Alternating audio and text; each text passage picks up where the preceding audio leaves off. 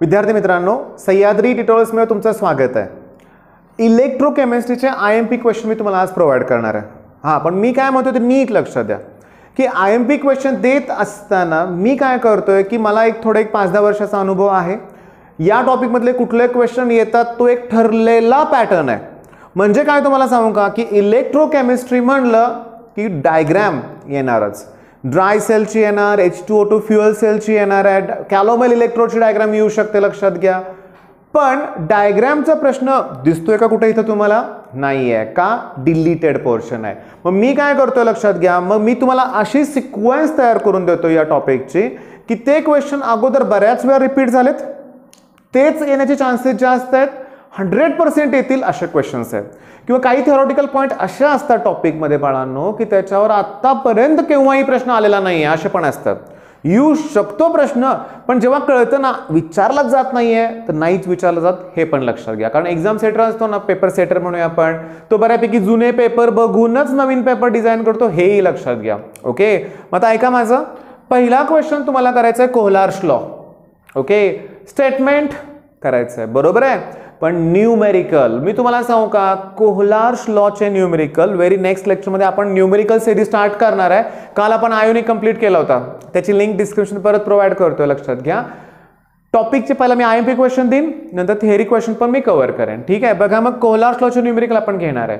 आता दुसरा पॉईंट माझ्यासाठी इम्पॉर्टंट आहे, कंडक्टिव्हिटी, मोलार कंडक्टिव्हिटी. आणि हे बी म्हणजे काय? Sale constant. मी तर लिहितो बरं का की B = सेल कॉन्स्टंट. तुमच्या नवीन पुस्तकात ना बी हे नोटेशन दिसलं नाही बरं का मला, सेल कॉन्स्टंट ते लिहित आहेत. त्याचा फॉर्म्युला K म्हणजे कंडक्टिव्हिटी इंटू रेझिस्टन्स. बरं, हा मोस्ट इम्पॉर्टंट आहे. याच्यावरचे न्यूमेरिकल खूप सोपे आहेत, खूप. पण एक्झाममध्ये MCQ जर विचारली तर यांचे युनिट विचारले गेलेत, लक्षात घ्या.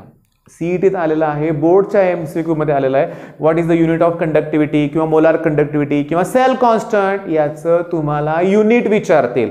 हा लॉ परफेक्ट झाला की याचं फॉर्म्युला एकदा लक्षात ठेवा, प्रत्येकाचे युनिट्स लक्षात ठेवा, ते एक्झाममध्ये येतील. नेक्स्ट काय बघा, फॅरेडेज फर्स्ट आणि सेकंड लॉ. हा नाहीच आहे, दिसतच नाही आहे मला पुस्तकात कुठं, लक्षात घ्या, नाही आहे. पण याच्यावर बेस्ड न्यूमेरिकल्स आहेत. आणि मी तुम्हाला गंमत सांगू का, याचे न्यूमेरिकल्स सोडवणं अतिशय सोपं आहे CET साठी, नीट साठी. बोर्डला कॅल्क्युलेशन आहे, ते आपण लेक्चरमध्ये घेऊया. पण CET साठी बघा, मी यावर्षी नीटला आलेला क्वेश्चन तुम्हाला देतोय बरं का.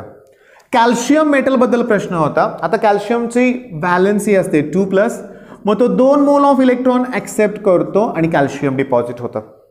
तुम्हाला या टाईपच्या रिॲक्शन एकदा का जमल्या ना बाळांनो, तुम्ही तोंडी प्रश्न सोडवू शकता. म्हणजे मी एक्सप्लेन करणार आहे बघा. आता 1 मोल ऑफ इलेक्ट्रॉन म्हणजे 1 फॅरेडे, मग 2 मोल ऑफ इलेक्ट्रॉन म्हणजे 2 फॅरेडे. आणि कॅल्शियमचा मास आहे 40 ग्रॅम, तो नंबर कॅल्शियमचा.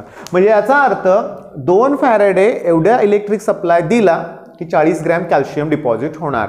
मग त्यांनी प्रश्न विचारलाय नीटला, 20 ग्रॅम कॅल्शियम डिपॉझिट होण्यासाठी किती फॅरेडे लागतील? तोंडी, अरे 40 ग्रॅमला 2 फॅरेडे लागत असतील तर 20 ग्रॅमला 1 फॅरेडे लागणार आहे. सिंपल, कॅल्क्युलेशनची पण गरज नाही आहे. बरं, आता हा झाला नीटचा क्वेश्चन. JEE 2014 मध्ये आलेला क्वेश्चन काय होता बघा, कॉपरची व्हॅलेन्सी पण 2+, कॉपर सल्फेट क्युप्रसला +1 असते. याला सुद्धा 2 मोल ऑफ इलेक्ट्रॉन होणार आहे कॉपर. म्हणजे मी 2 फॅरेडेला 63.5 ग्रॅम डिपॉझिट होणार.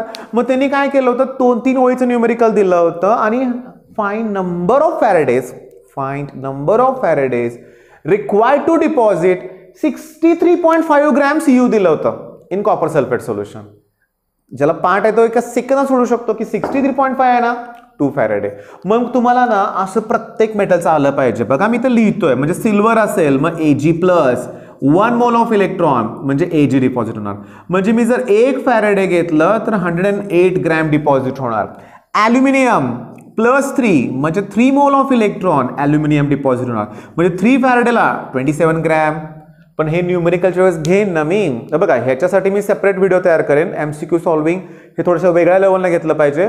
पण बोर्डला बाळांनो, बोर्डला हे सगळ्यात इम्पॉर्टंट आहे. काय आहे? Log table. आणि लॉग टेबल पण जमत नसेल ना तरी पण मी अतिशय सोप्या रीतीने लॉग टेबल शिकवले. 2 व्हिडिओ मी प्रत्येक लेक्चरच्या डिस्क्रिप्शनमध्ये प्रोव्हाइड करतोय, ह्याचे पण प्रोव्हाइड करतोय. बाळांनो थोडासा वेळ द्या, एकदा का ते लॉग टेबल एकदा थोडं तरी तुम्हाला जमलं पाहिजे. Log table without log table problem solve होतात, पण क्वचित एका दुसऱ्या प्रॉब्लेम तर लॉग टेबल लागतंच, हे लक्षात घ्या. ठीक आहे, म्हणजे ह्याचे न्यूमेरिकल्स आपण घेऊया. मग फिक्स झाले 2-3 मार्क आपल्या. सॉल्ट ब्रिज आता काय येईल परीक्षेत सांगतो. सॉल्ट ब्रिज जो आहे ना, इन्व्हर्टेड युट्यूब असतो, त्यात सोल्युशन कोणतं असतं, अगर जेल असते, केसीएल सोल्युशन असतं सॅच्युरेटेड, असले एमसीक्यू विचारतील. त्याचं फंक्शन काय विचारतील. 2 सेल हाफ सेलला तो कनेक्ट करतोय, इलेक्ट्रिकल मिक्स होऊन देत नाही, इलेक्ट्रिकल न्यूट्रलिटी काय असते ती मेंटेन ठेवतो, लक्षात घ्या. म्हणजे तुम्हाला सॉल्ट ब्रिजची फिगर येऊ शकते, त्याचं ऍप्लिकेशन ह्या गोष्टी कराव्या लागतील. नर्स्ट इक्वेशन पुन्हा न्यूमेरिकल आणि मी तुम्हाला सांगू का, ऐका मी सांगतो काय ते.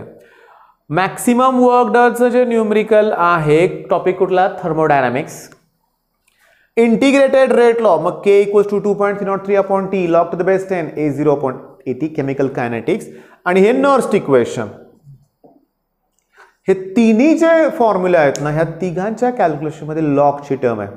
डब्ल्यू मॅक्स मध्ये पण लॉग आहे a 0.80, इंटिग्रेटेड मध्ये पण लॉग आहे, आणि सेम नर्स्ट इक्वेशन मध्ये पण आहे की concentration of product upon concentration of reactant, लॉगची टर्म एक आहे.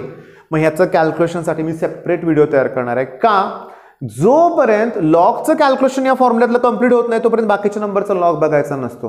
प्लस लॉगच्या आत ज्या व्हॅल्यू आहेत त्याची फाइंड आउट करायचं असेल तर दोन्ही बाजूचा अँटी लॉग घ्यावा लागतो. प्लस निगेटिव्ह टर्म असेल तर निगेटिव्हचा अँटी लॉग घेताना बार मध्ये कन्वर्ट करावं लागतं.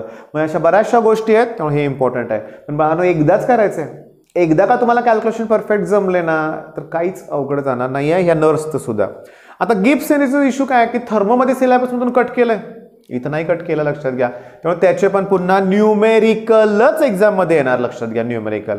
आणि आता मी तुम्हाला सांगतो, या टॉपिकमध्ये डायग्राम येतात ज्या विचारला जातात, तो सिलेबस मध्ये कट केलाय. मग स्टँडर्ड हायड्रोजन इलेक्ट्रोडची डायग्राम विचारलीच जाणार, हे लक्षात घ्या. 2 मार्काला खूप चान्सेस आहेत. मग एमसीक्यू म्हणून काय येतंय तर SHE आहे ना, हा प्रायमरी रेफरन्स इलेक्ट्रोड आहे. मग तशी एमसीक्यू CET आले की which of the following is primary reference electrode. मग प्रायमरी रेफरन्स इलेक्ट्रोड कोण आहे, SHE, स्टँडर्ड हायड्रोजन इलेक्ट्रोड, लक्षात घ्या. म्हणजे मुद्दा काय बघा, समजून घेण्याचा प्रयत्न करा. चला ठीक आहे, आता एक काम करूया. थोड्या वेळासाठी स्क्रीनवरती मी ही फिगर शेअर करतोय, स्टँडर्ड हायड्रोजन इलेक्ट्रोडच्या. ह्या दोन्ही फिगर आहेत. लेफ्टला 5.6 ते SHE आहे आणि इकडे राईटला त्याचं ऍप्लिकेशन आहे, बरं का, लक्षात घ्या. SHE छोटा काढलाय, स्क्रीनवरती आहे फोटो, तुम्ही बघा. आता त्या फोटोतला मी एमसीक्यू तुम्हाला एक्सप्लेन करतो की इथं जो एमसीक्यू म्हणण्यापेक्षा त्याचे डेफिनेशन पण एक्सप्लेन करतो आणि त्याचे लिमिटेशन्स पण. पहिला लिमिटेशन्स सांगतो. तिथं लिहिलंय बघा की pure and dry H2 gas at 1 atmosphere त्यांनी एंटर केलाय. मग it is difficult to obtain pure and dry hydrogen gas. एकतर हायड्रोजन एक्सप्लोजिव्ह असतो आणि तो तयार करायचा, तो पण प्युअर पाहिजे, ड्राय पाहिजे, हे डिफिकल्ट आहे. आणि त्याचं प्रेशर 1 atmosphericच मेंटेन ठेवायचं, हे पण डिफिकल्ट आहे. मग हा ड्रॉबॅक आहे SHEचा. दुसरं लक्षात घ्या की त्यांनी काय दिलंय बघा, सोल्युशनमध्ये बघा H+ आयन सोल्युशन 1 मोलर आहे, ते सुद्धा डिफिकल्ट आहे. आणि सगळ्यात महत्त्वाचं लक्षात घ्या, सगळ्यात महत्त्वाचं, ह्याची कनेक्टिव्हिटी किती अवघड आहे बघा ना. म्हणजे तुम्ही राईटला जी फिगर बघता ना, दुसरी फिगर, की तिकडं झिंक सल्फेट सोल्युशनचा एक इलेक्ट्रोड आहे, म्हणजे सेल आहे. इकडं दुसरा जो आहे तो SHE, तो कनेक्ट केल्यामध्ये सॉल्ट ब्रिजनं, फार अवघड आहे, ते फार अवघड आहे. मग हा पोर्टेबल नाही आहे, इझी टू हँडल नाही आहे, इझी टू यूज नाही आहे, पण याचं पोटेन्शियल ऑलमोस्ट क्लोज टू 0च असतं. म्हणून हा प्रायमरी रेफरन्स आहे, लक्षात घ्या. आणि मग फिगर तुम्हाला येणार. आता रेफरन्स इलेक्ट्रोड आहे ना, मग हा ॲनोड म्हणून सुद्धा यूज होऊ शकतो आणि कॅथोड म्हणून सुद्धा. ॲनोड म्हणून जर वापरला तर लॉस ऑफ इलेक्ट्रॉन, कॅथोड म्हणून वापरला तर गेन ऑफ इलेक्ट्रॉन, हे पण लक्षात ठेवा. मग SHEचं तुम्ही काय करणार सांगतो, डेफिनेशन करा, ती फिगर ड्रॉ करा, लक्षात घ्या. आणि सगळ्यात महत्त्वाचं म्हणजे काय माहिती आहे का, ह्याच्या डिफिकल्टीज तुम्हाला येतील, ऍप्लिकेशन त्याचं तुम्हाला विचारतील. आता पुढचा जो पार्ट आहे ना टॉपिक मधला, हा माझा फेवरेट होता, लक्षात घ्या. आणि इम्पॉर्टंट होता, सोपा होता. चला ठीक आहे, पोर्शन कमी झाला एवढाच आनंद मानूया आपण. काय कमी केलं त्यांनी बघा, ड्राय सेल, लीड स्टोरेज, त्याच्यानंतर H2O2 फ्युअल सेल सगळंच कट केलंय. मग टॉपिकच्या शेवटी ना EMF सिरीज आहे. आता ह्याचं तुम्हाला सांगतो, JEEचा हा फेवरेट क्वेश्चन आहे. तुम्हाला 4 इलेक्ट्रॉडची नावं दिली असतील, which of the following is strongest oxidising agent आणि which of the following is strongest reducing agent, असे प्रश्न विचारतील. तर तुम्हाला पुस्तकात तुमच्या क्लिअरली दिलंय बघा, इथं दिसतंय मला ॲरो त्यांनी डाऊनवर्ड काढलाय, त्यात लिहिलंय increase in strength as a reducing agent. म्हणजे जेवढ्या सगळ्यात खालचा जो आहे ना तो रिड्युसिंग एजंट स्ट्रॉंगेस्ट आहे आणि सगळ्यात वरचा आहे तो strongest oxidising agent. Strongest oxidising जरा एक्सप्लेन करू का? ऑक्सिडायझिंग एजंट दुसऱ्याला ऑक्सिडाइज करतो, बरोबर ना, स्वतः मात्र काय होतो, रिड्यूस होतो, हे लक्षात घ्या. ठीक आहे, बरं हे आपण डिटेलमध्ये नंतर क्लिअर करूया, बरं का, समजून घ्या. आता नेक्स्ट लेक्चरमध्ये काय असणार आहे, मी तुम्हाला नेक्स्ट लेक्चर मिळेपर्यंत तुम्ही थिअरी पार्ट कव्हर करा. ओके, आता मी जे वारंवार रिपीट केले जातात असले प्रश्न दिलेत, लक्षात घ्या. इकडे एक वेगळा प्रश्न आहे आणखी, डिटर्मिनेशन ऑफ सेल कॉन्स्टंट. म्हणजे विस्टोन नेटवर्क ही कन्सेप्ट वापरून ते सॉल्व्ह करायचं आहे, म्हणजे एक्सप्लेन करायचं आहे. नाही आला प्रश्न आतापर्यंत कधी पण एकदा करून ठेवा, एकदा वाचून ठेवा म्हणून आपण. बाकीचे प्रश्न जास्त करून कधी रिपीट झालेले नाही आहेत, लक्षात घ्या. ओके, आणि म्हणजे थोडक्यात ना काय म्हणूया आपण, NaClचं इलेक्ट्रोलिसिस पण एक पॉईंट आहे. आता MCQ साठी लाईन टू लाईन वाचावं लागणार आहे हे मान्य आहे मला, पण बोर्डसाठी नाही, तुम्हाला थोडक्यात सगळ्या गोष्टी क्लिअर करायच्या. ठीक आहे, बऱ्याचशे मी एक्सप्लेन केलेत. फॅराडेज फर्स्ट सेकंड लॉ नाही आहे, त्याचे न्यूमेरिकल्स आहेत, हे लक्षात घ्या. ठीक आहे, मग थेअरी पार्ट कंप्लीट करा. लवकरच तुम्हाला आज नाहीतर उद्या न्यूमेरिकल सिरीज स्टार्ट होईल, कुठली, इलेक्ट्रोकेमिस्ट्रीची. मग बेस्ट ऑफ लक, धन्यवाद.